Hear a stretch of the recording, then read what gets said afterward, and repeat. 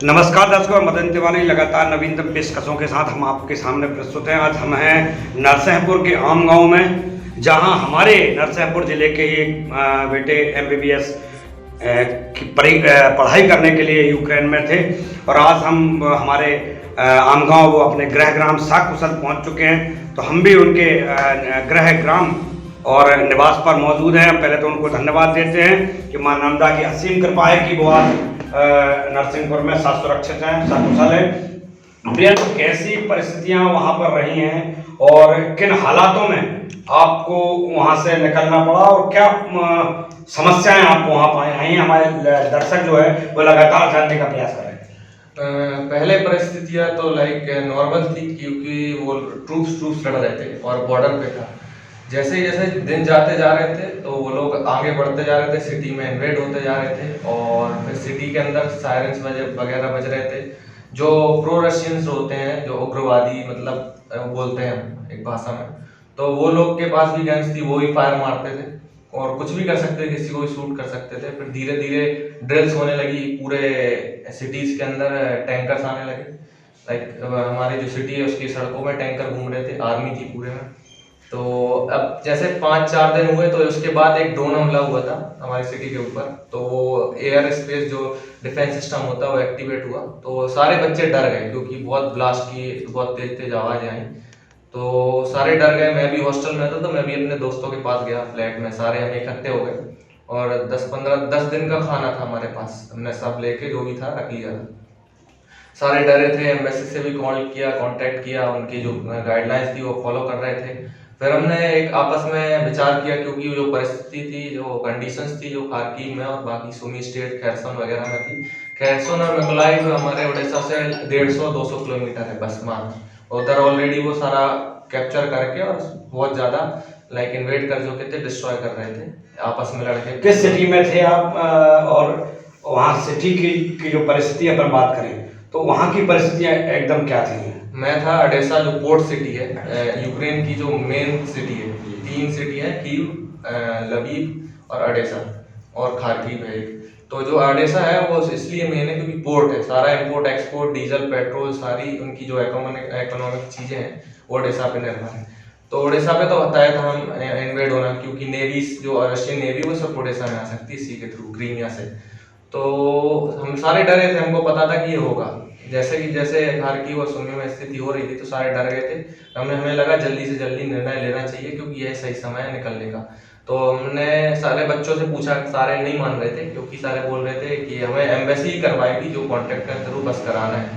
तो हमने फिर सोचा कि चलो हम एम्बेसी से कांटेक्ट करते हैं। कांटेक्ट किया, उन्होंने बोला ठीक है, हम कॉन्ट्रैक्टर भी बस कराएगा तो रिस्पॉन्सिबिलिटी खुद की रहेगी बच्चों की, क्योंकि वॉर एरिया है, कुछ भी कहीं से भी बॉम्ब आ सकता है, फायरिंग हो सकती है। तो हमने भी सोचा अब इधर रहने से कोई मतलब नहीं है, अगर थोड़ा लेट करेंगे तो इधर फंस सकते हैं और जो कंडीशन है वो और भी वर्स हो सकती है। तो हमने जल्दी बस करी, सबने दूरा जो भी बस वाले होते हैं कॉन्ट्रैक्टर्स वगैरह, उनको कॉन्टेक्ट किया। बस भी बहुत महंगी पड़ी हमें, $150 अप्रोक्स पर बंदे की। तो इतना वही 10-15 हज़ार के अप्रोक्स पर बंदे। हम 30-40 बस से ओडिशा से कहाँ पहुँचे? तो हम 700 किलोमीटर दूर है, एक यूरोप का दूसरा देश रोमानिया। वो बॉर्डर हमें गाइडलाइंस के थ्रू बोला था कि ओडिशा के बच्चे उधर एम्बेसी के। तो हमने एम्बेसी को अपनी बस की जो नंबर प्लेट है वो सारा कुछ दे दिया था, डिटेल, बोल दिया था हमारे हैं। तो उन्होंने बोला ठीक है आप लोग आ जाइए, और रिस्पॉन्सिबिलिटी इधर कोई नहीं ले रहा है, आप अपनी रिस्पॉन्सिबिलिटी पे आइए, क्योंकि 700 किलोमीटर दूर कम नहीं होता, ज़्यादा होता है। दिन रात 18 घंटे आपको ट्रैवल करना है। और अभी ऐसा है कि रोडों में सब एक दूसरे को लड़ रहे हैं, और अब तो सिविलियन के हाथ में भी गन्स हैं। उधर से हम लोग जैसे ही निकले 30 मिनट बाद खबर आती है कि जो स्नेक आइलैंड है, उधर एक आइलैंड था यूक्रेन का, वो कैप्चर कर लिए गए और एक मिसाइल लॉन्च की है। वो एक जगह है उधर, तो ओडिशा में, तो उधर जाके वो मिसाइल लगी है, जो बेस है यूक्रेनियन नेवी का और आर्मी का। उधर जाके 30 मिनट बाद न्यूज़ आती है जब हम छोड़ते हैं हमने अपनी जो सिटी थी। तो जैसे तैसे करके हम लोग डरते हुए, सहमे हुए, घर पे बात करते हुए, एम्बेसी से कांटेक्ट करते हुए 700 किलोमीटर सफ़र तय किया। सुबह चले थे, रात में पहुँचे उधर। अगले दिन सुबह पहुँचे तो 20 किलोमीटर तक हमें चलना पड़ा, क्योंकि बस नहीं जा रही थी उधर। 40 किलोमीटर लंबी कार्स की लाइन थी रिफ्यूजीज की। तो 20 किलोमीटर बैक -2 डिग्री 3 डिग्री हम लोग पैदल चले। तो उसमें लड़की भी थी, छोटी छोटी सारे थे। जाके उधर देखा 3000 लोग ऑलरेडी उधर कैंप में और लाइन्स में लगे थे और बहुत धक्का मुक्की।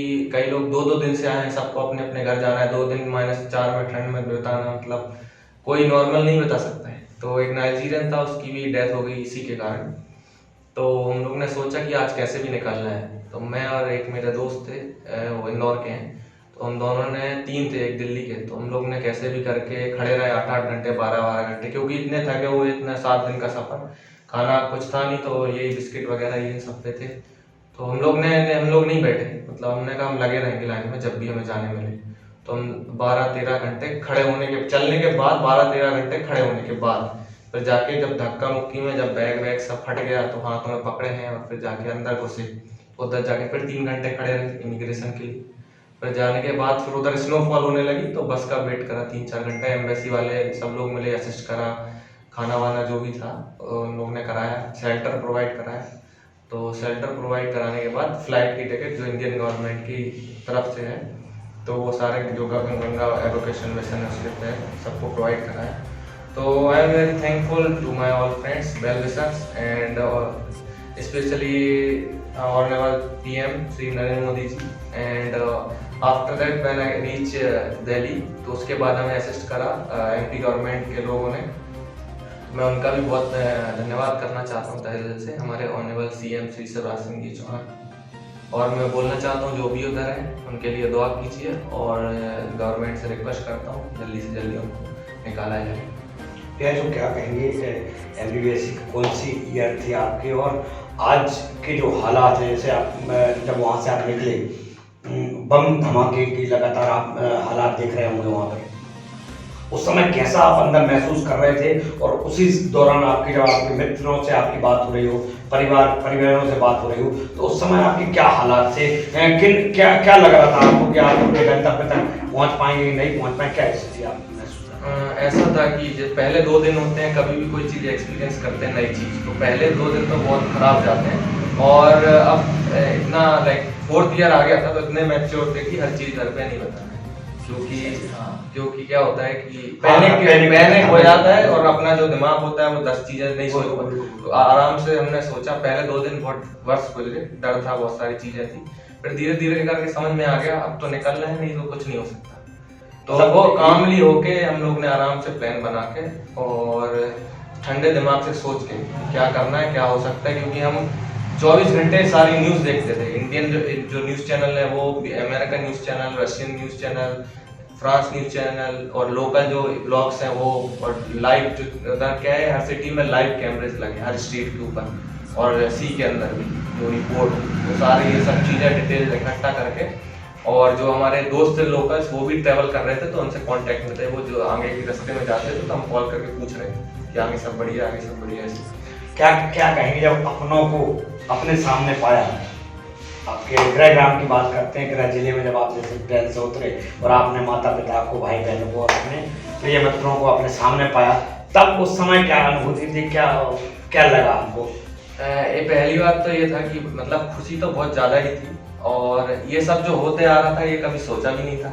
और ये फील ऐसा लग रहा था कि अभी ये सपना चल रहा है, यहाँ पहुँच सकते हैं, क्योंकि ऐसी स्थिति में कोई सोच भी नहीं सकता। जो सारे लोग देख रहे हैं कि जो उधर से निकलना मतलब आप सीधा अपनी मौत पे कूद गए, क्योंकि कभी भी कुछ भी हो सकता है। जैसे आप भी एक वॉर में घुस चुके हैं, तो अब बहुत खुशी है और वरीड भी है अपने दोस्तों के लिए, अपने आगे अब कल क्या होगा इसके लिए। और एक बात और बताना चाहता हूँ, कई लोगों को भी इधर पता नहीं होगा कि हम प्राउड करना चाहिए हमें भारतीय होने के, proud to be Indian, because हमारा सिर्फ हम तो भारतीय हैं, लेकिन हमारा जो फ्लैग है वो भी हमें शील्ड की तरह काम किया। हमने अपनी बसों में, सारों में स्टिक किया था हमारा नेशनल फ्लैग, तिरंगा। तो जब भी कोई लोकल आर्मी वाला देखता था, यूक्रेनियन या कोई पुलिस देखती थी, तो चेक नहीं करती थी, सिर्फ ऊपर गेट खोल के आती थी, देखती थी। और वो लोग भी बोलते थे टेक केयर, फिर मिलेंगे, ये जल्दी सब खत्म होगा, टेंशन नहीं लेना, वो सारे आके बोलते थे। और उधर के लोकल लोगों ने भी जैसी बस स्टूडेंट की देखते थे तो खाना, बिस्किट वगैरह आके, पानी की बोतलें देते थे। तो ये बहुत प्राउड की बात है कि हमारा लाइक हम इंडियन हैं, गर्व होना चाहिए हमें इंडियन होने में। क्या कहेंगे भविष्य को लेकर कितना चिंतित हैं, क्योंकि आने वाला जो वक्त है वो हम देखते ही चले जा रहे हैं कि लगातार परिस्थितियां बिगड़ती चली जा रही हैं। उन बिगड़ती हुई परिस्थितियों में अपने भविष्य को आप, या जो बच्चे हैं जो पढ़ाई कर रहे हैं, जो देश से विदेश में जाकर पढ़ाई कर रहे हैं, हम अपने भविष्य को बनाना चाहते हैं, वही माता पिता की अपेक्षाओं को पूर्ण करना चाहते हैं, तो उसको लेकर भी आपके मन में क्या सवाल इस समय है?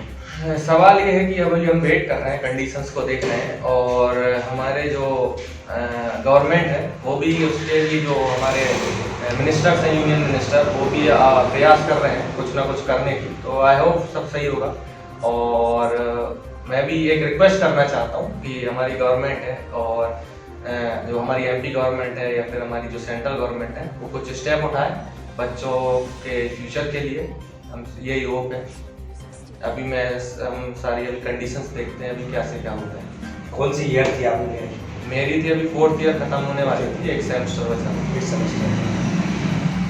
तो हमारे साथ थे प्रियांशु जी, आम गांव से। लगातार उनसे बात हो रही थी, उन्होंने अपनी जो दर्द भरी दास्ता है वो भी आपको पता है किन हालातों में उन्होंने सफ़र तय किया, और सफ़र तय करने के बाद उन्होंने मंजिल हासिल की। हम भी सभी को दुआएं देते हुए कहते हैं, ईश्वर से प्रार्थना करते हैं कि जो भी बच्चे हिंदुस्तान के वहाँ पर हैं वो भी सुरक्षित सकुशल अपने परिवारजनों के पास पहुंच जाएं, ये भी हम गुजारिश करते हैं। और हमारे क्षेत्र की मां नर्मदा हैं, इसमें उनसे भी हम दुआ निवेदन करते हैं कि मैया सबको सद्बुद्धि दें, और जो विश्व शांति की ओर एक लड़ाई है, जो ऐसी स्थिति में आके खड़े हो कि विश्व में शांति स्थापित हो, क्योंकि युद्ध से सिर्फ नुकसान के अलावा कुछ नहीं हो सकता।